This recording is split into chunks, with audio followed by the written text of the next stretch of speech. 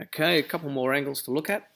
What we've got here in this first one, so we can see that we have two known angles and an unknown angle. If we have a look here where all these lines intersect, we can see that it forms a circle, or all three angles will form a circle. Using knowledge that we have, we know that a full revolution is the same as 360 degrees. So as with the other angles, if I know these two here, so I know these two angles, I can subtract it from 360 degrees to give us the unknown.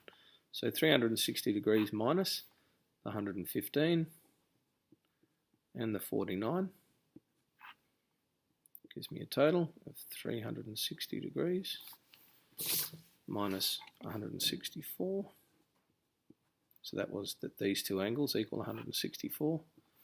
Gives me 196. So that tells me that 115 plus 49 gives me 164.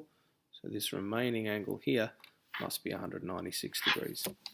The other one we have over here is regarding to opposite angles. So again, there's a couple of things playing in here. One of them is a question that we looked at earlier, and that is that we have a straight line across here, and that we know previously that a straight line equals 180 degrees.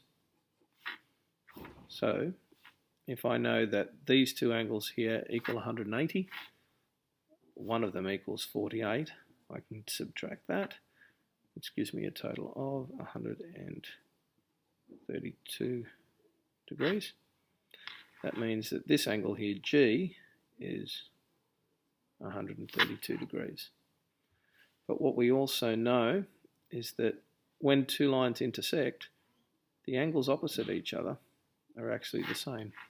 So because this angle is 48, we know the angle here, A, is also 48 degrees.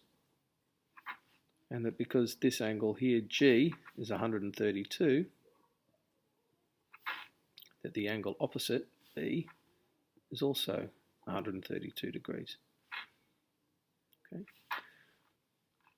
Another thing is, we know that this line here is parallel to this line here. So that also tells us that these two angles here are the same as these two angles here. So we have F and D are 48 degrees.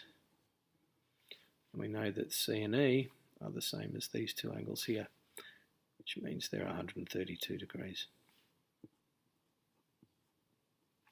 When you're looking at any shape like this, try and find straight lines. So right at the start, as I said, we knew that these two had to equal 132. These two angles had to equal 180, or even this straight line here, we knew that this one plus this one had to equal 180 degrees.